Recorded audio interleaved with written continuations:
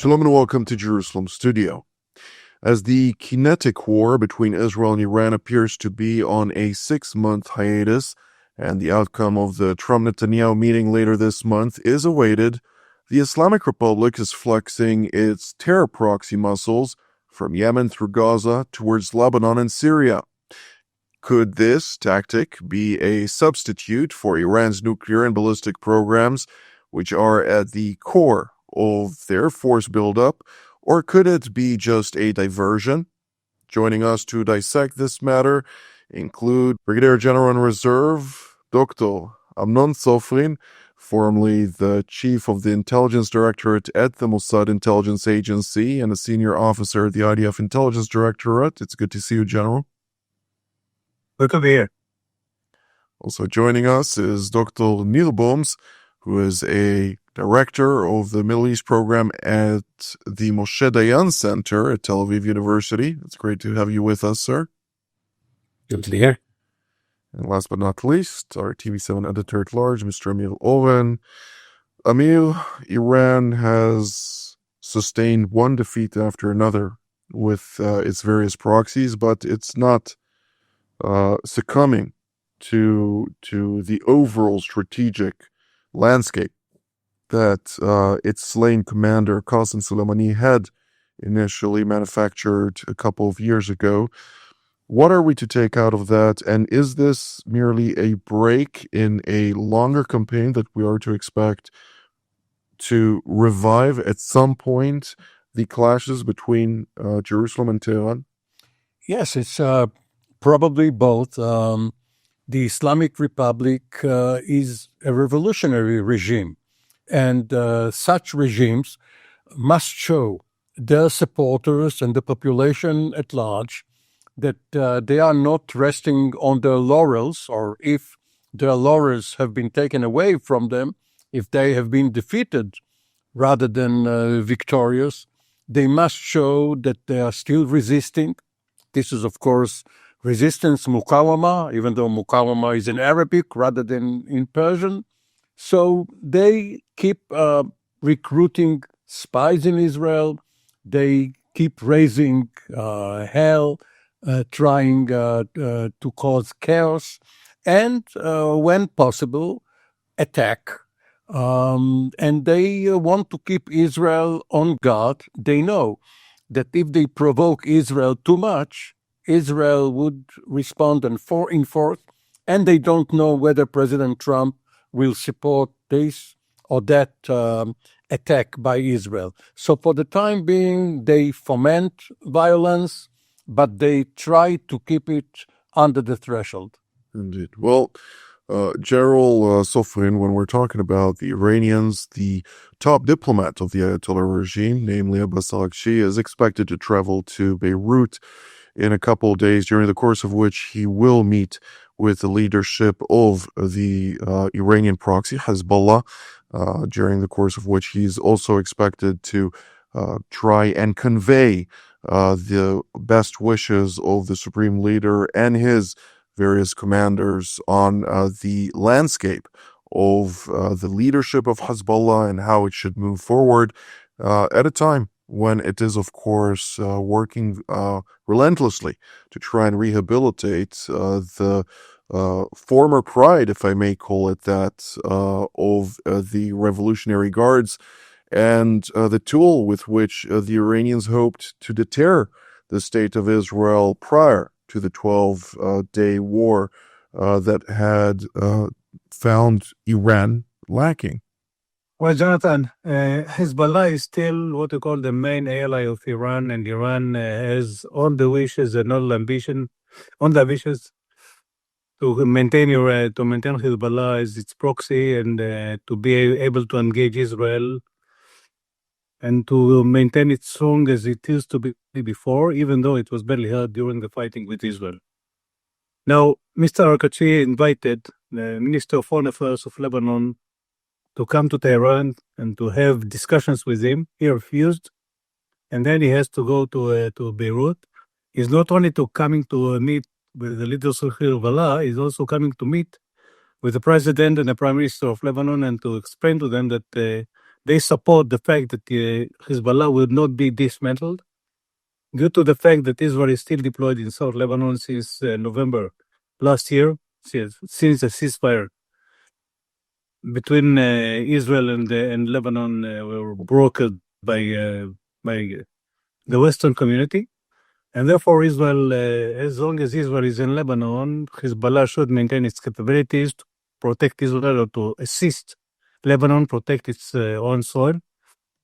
And if you look at what happens with Hezbollah, with the Iranians are also already actually handling two main efforts. The first one is to disarm themselves with anti-aircraft batteries coming out from China and Russia, trying to maintain or to acquire fighter jets from China, and on the other hand, to support Hezbollah to keep it as strong as it used to be, and on the other hand, the Houthis in Yemen.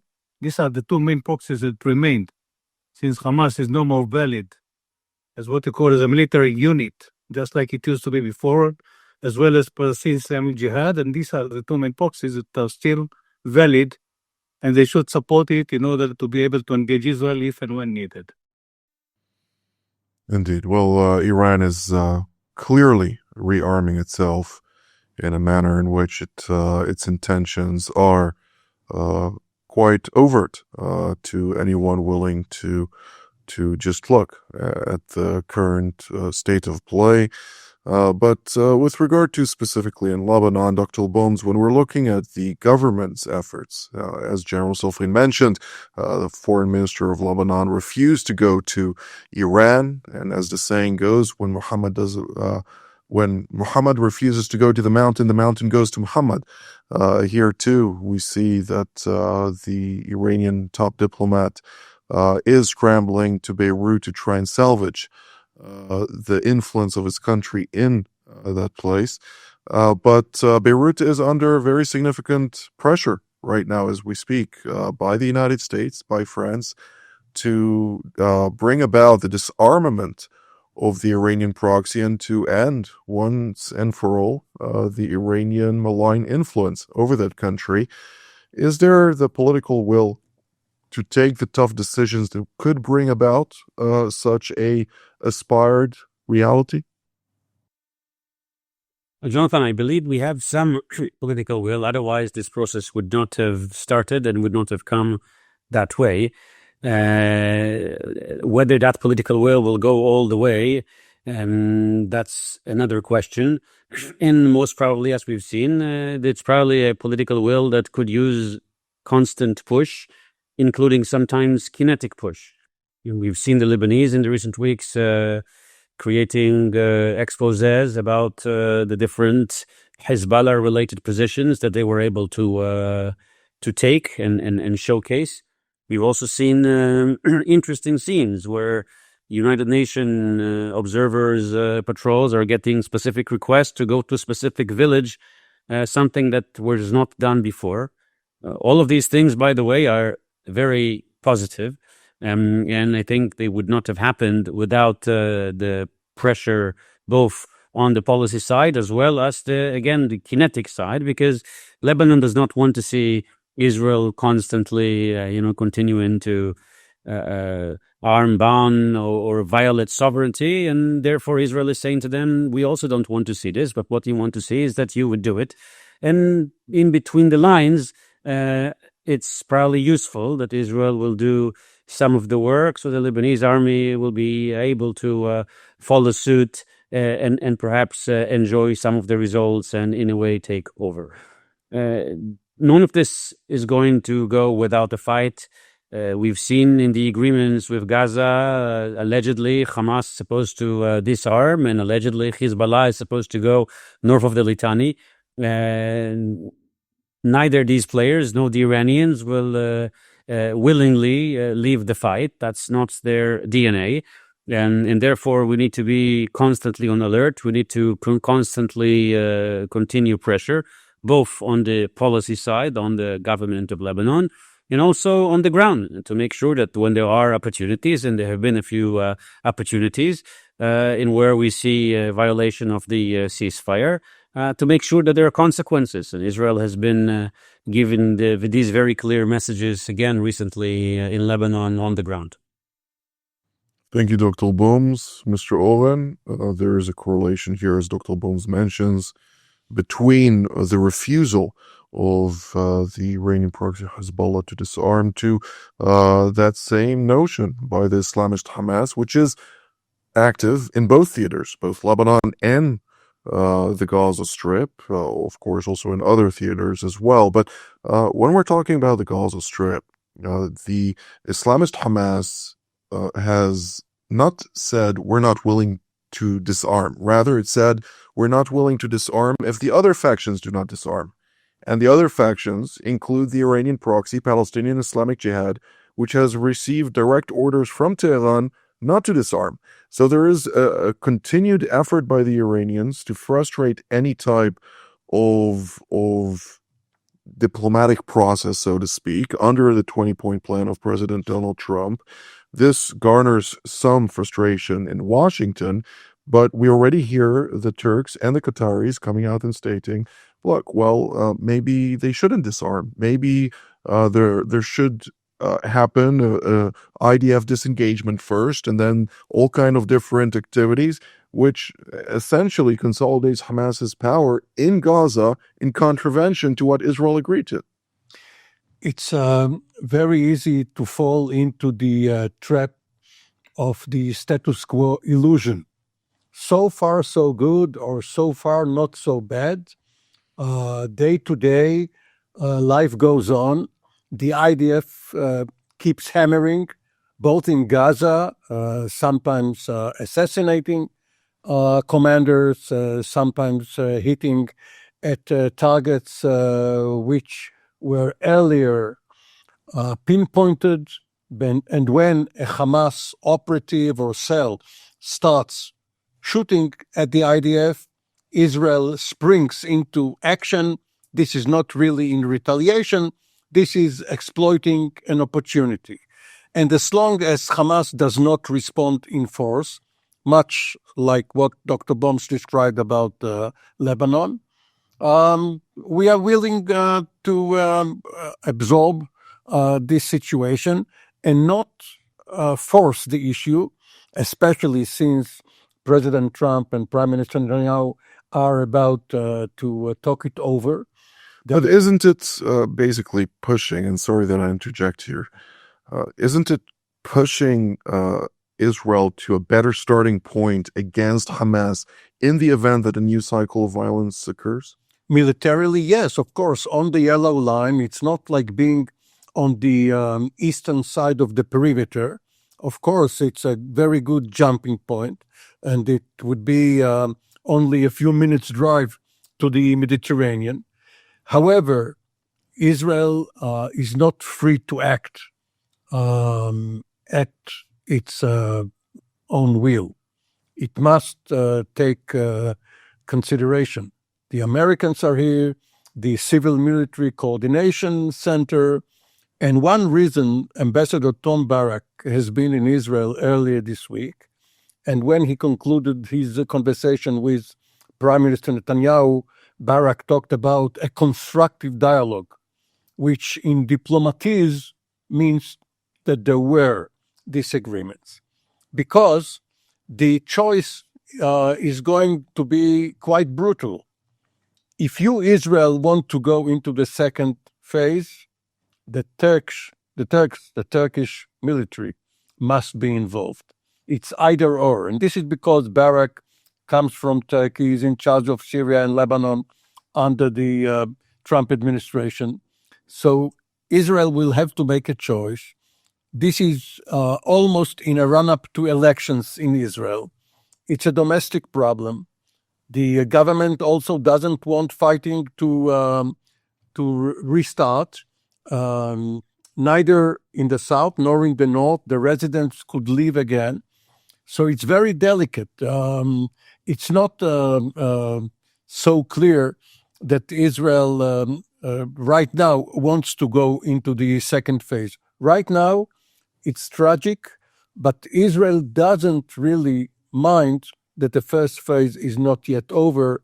even though it has one dead Israeli, the abducted police sergeant Ran Vili, still in custody, whether by Hamas or Palestinian Islamic Jihad.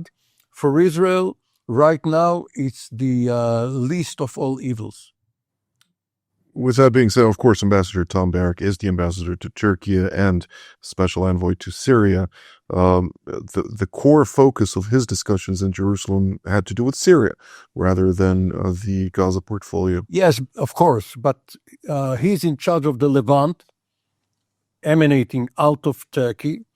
He has praised Erdogan in terms which obviously Netanyahu did not like hearing. And if the Turks want to stabilize Syria, this is one of the messages he has brought to Jerusalem. Indeed. Well, General Sofrin, I'd like to hear your take on the next theater at heart. The Iranians are quite active, not only in Gaza and in Lebanon, but also in Samaria, particularly northern Samaria of the so-called West Bank territories. And it has been continually making every effort to smuggle arms, funds, and other illicit materials through the Hashemite Kingdom of Jordan and through Syria into those territories. And it has been somewhat successful in doing so, even though Israel has been vigorously pushing back.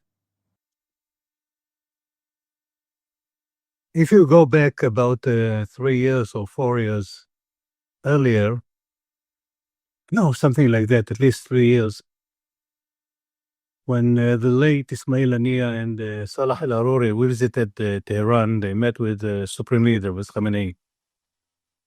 And they asked him, what is directive regarding Israel is, and he said that Israel should be defeated from Judea and Samaria. First and most of all. That means that he paid a lot of attention to that, and Salah al-Aruri began building the capacity in Judea and Samaria, mainly based on Hamas and Palestinian Islamic Jihad, based on local people, with a lot of knowledge coming out from Gaza Strip into Judea and Samaria. And if you look what happened just a week ago, we found out, the IDF, we found out rockets, one more time. It's not the first time, it's the fourth time that we find out rockets that are prepared and being ready to be launched to Israel. And therefore, we can see that the smuggling goes on, not only weapon systems coming out from the Hashemite Kingdom and Syria, even though they are making a lot of efforts to intensify this smuggling, but also knowledge coming out from Gaza. And we saw attempts to launch rockets to Israel even before October 7, and during this fighting in all these arenas, in Lebanon and Syria and Gaza, of course, and the Houthis, they tried to launch rockets, and now they prepare rockets inside Judea and Samaria. Means they have the knowledge, they have the means, and they're willing to do that, and they're aiming to do that. And if it's going to be implied, it's what we call it's a new sin that should be addressed differently. Nevertheless, there is another point that one of the commanders of the IDF said that he believes that this organization within Judea and Samaria possess what we call arms weapons and systems that are what we call ice-breaking, meaning that can engage our troops, namely anti-tank missiles or anti-tank rockets. And this is a new story, a new scenario within Judea and Samaria. And that means that the IDF should pay a lot of attention to that and try to be prepared for this kind of threats, to address them if and when needed. Thank you, General. Dr. Boms, naturally, Syria is yet in a very fluid situation, with Damascus regime failing to consolidate power over the majority of Syria, from the coastline of Latakia and Tartus all the way to the northeastern Al-Hasaka, where the Kurdish rule, and the southern regions where the Druze rule in Sweda. This does raise concerns with regard to a very robust Iranian network that has been operating there under the Assad years. And the fact of the matter is the Iranians are trying to procure the services of many people in Syria to transfer funds and to utilize it against Israel. Now, within the context of confronting Israel, it has been also increasingly making various overtures and holding discussions with their Turkish counterparts to challenge Israel on the Golan Heights and elsewhere. What are we to take out of all of that? And is there a true reason for concern when we're talking about those complexities on Israel's northern front? Well, there are certainly some reasons to raise some concerns, and we've seen this just a couple of days ago when a person who was pictured with the Syrian foreign minister was the one who was shooting a joint American-Syrian patrol not far away from our border. And a few days before, we've seen the battle that has been taking place with Jamaat al-Islami as a very significant firepower that ended up confronting and ambushing an Israeli operation that was operating to dismantle some of these threats. But if you zoom out from this, this is also very much relates to the visit of Tom Barak and these issues of Syria and the attempt to create a potential security agreement in Syria, which in many ways, these particular events show how important that is. Syria is having a difficult time consolidating power or dismantling some of the radical elements that unfortunately are there in a very close circle to the administration, the government, the regime itself. The idea of a security arrangement is an attempt to create a mechanism that will be able to close the borders, create better oversight over the smuggling routes that eventually take some of these weapons, as you just said before, to Jordan and then from there to the West Bank, and trying to find a way, along with the Americans, to mitigate some of the influence of the radical factions outside and sometimes inside the Syrian circle. This is broadly the agenda, which is not an easy one, because it's not that there is a partner on the other side that potentially can be trusted, while we understand that some of the people who are coming from with this Islamist networks are coming from the regime itself or from the people who are close to people very senior at the government of Syria. On the other hand, there are some forces, and the Americans are suddenly pushing this, saying, no, that's not the intent of the Syrians. They would like to consolidate power. They have their similar interest to dismantle some of these people who are certainly not adding to Syrian sovereignty. First of all, because they cannot control them, and second, because we need to take them out, which causes them even more issues when it comes to sovereignty. And therefore, that's another incentive to try to create a framework to deal with these issues, which will have potential ramifications, again, for the smuggling routes, for the borders in Lebanon and in Jordan. Overall, I think there is a potential win-win scenario here. There is an Israeli interest to deal with these issues. There is some Syrian interest to deal with these issues. There's certainly an American interest to have the Syrians dealing with some of these issues. And that's partially what's happening here on the table. If we'll be able to move on that front, we may be able to see a force similar to what's happening now in Lebanon that is willing to do at least something, if not everything, against some of the militias and against some of the Iranian influence. The Syrian government so far had really tried to push back against Iran. That's not within their interest as a Arab Sunni government to get the Iranians, to bring the Iranians back. Sometimes they're not able to control all of it, certainly less so in the periphery, which in our case is also closer to the Israeli border. Indeed. I will point one anecdote, however, that the incident or the clash in Beijing and the vicinity, Sarat Beijing, it was specifically in Beijing, between Jamaat al-Islami and the IDF, did actually include an attack. It was an IDF operation by the 55th Brigade to incarcerate two individuals of this Lebanese terror organization in that village that during the Assad era was very much loyal to the Damascus regime and fought against Jabhat al-Nusra, among others, and therefore the complexity between the locals and Damascus today, which is controlled, of course, by al-Julani, who used to be the leader of Jabhat al-Nusra, subsequently called Hayat Tahrir al-Sham, is one of distrust. And therefore, when the IDF entered and arrested those two individuals, it were actually the members of the Syrian internal security forces and intelligence that ambushed the IDF, similar to what just happened with the American troops who were attacked by those same forces. And regrettably, two American service members from the Iowa National Guard were killed there, including a local contractor, and three others sustained injuries. Unfortunately, this is all the time that we have for today, but I'd like to immediately thank Dr. Boms, General Sofrin, and Mr. Oren for all of your insights, and I'd like to thank you at home as well. Until our next edition, from here in Jerusalem, Shalom.